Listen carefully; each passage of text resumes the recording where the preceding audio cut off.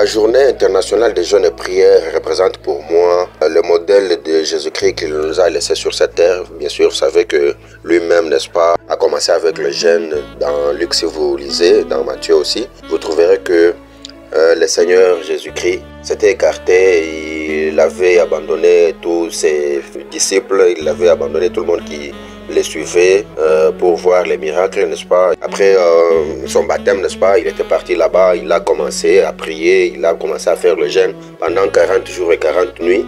Il s'était écarté, il était parti à l'écart de tout ce monde-là, n'est-ce pas, parce que vous savez, les contacts des yeux influencent aussi les péchés, les contacts des oreilles influencent le péché, les contacts, tous ces contacts-là influencent toujours le péché, c'est pourquoi il s'était écarté. Donc c'est un modèle aussi, une sorte de jeûne, n'est-ce pas, et prière.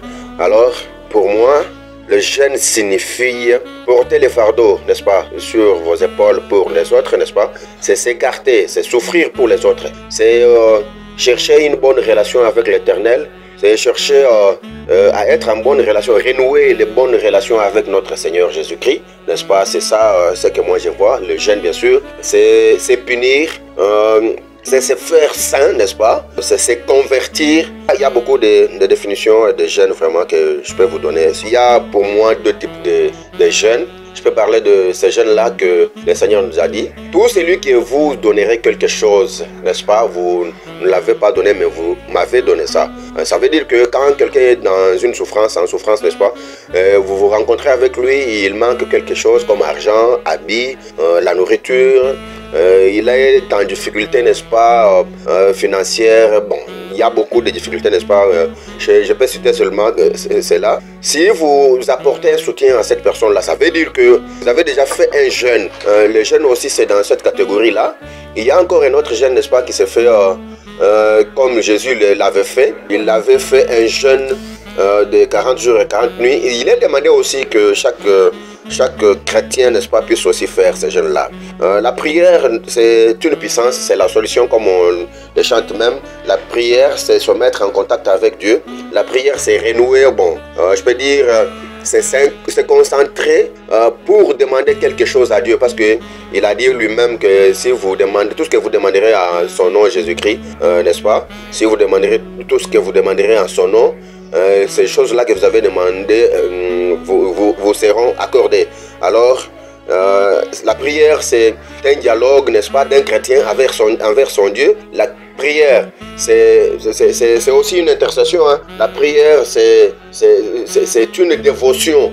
Donc, il y a toujours des manières comme ça de vous signifier la prière. Et il y a beaucoup de sortes de prières. Il y a la prière en abondance, ce que nous appelons par moment l'intercession. Il y a la prière individuelle.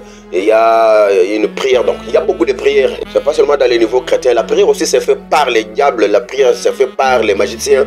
La prière, donc ils font aussi des prières comme ça. Oui, dans quelles circonstances, les endroits spécifiques où il faut organiser le jeûne et prière, c'est partout. Dans des marchés, on peut prier. Mais pour les jeunes, il faut quand même avoir un milieu spécifique. Là, il faut chercher un endroit caché. On peut le faire dans la maison, on peut le faire dans la paroisse, on peut le faire sur une montagne. Donc ça, c'est la deuxième catégorie de prières, de jeûne. Mais pour les jeunes que nous avons dit que nous devons nous conformer à la Bible, n'est-ce pas? Parce que la Bible dit tout celui qui donne à son prochain quelque chose, le prochain s'il est en souffrance, vous lui donnez quelque chose et cette personne-là a jeûné. Ça veut dire que on peut aussi songer de ceux-là qui sont en prison, n'est-ce pas? Les prisonniers. Quand nous apportons les choses, les à manger, quand nous apportons les habits, quand nous apportons un soutien à quelqu'un qui est en prison, nous avons jeûné. Quand nous avons aidé une veuve, un papa qui est en souffrance, n'est-ce pas, les personnes vulnérables, lorsque nous les apportons les soutiens, nous avons jeûné. C'est la Bible qui dit, c'est pas moi, pasteur Laurent, qui dit. On peut se croiser en cours de route comme ça, on ne s'est pas vu, ça fait longtemps, même si on se croise, on s'était vu hier, et aujourd'hui on se voit encore.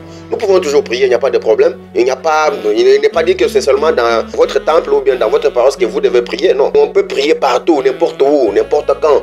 N'importe comment, on prie toujours, tout en étant debout, à genoux, assis toujours. Donc, même quand vous dormez, vous pouvez prier tout en dormant, il n'y a pas de problème. qui est censé jeûner, c'est n'importe qui.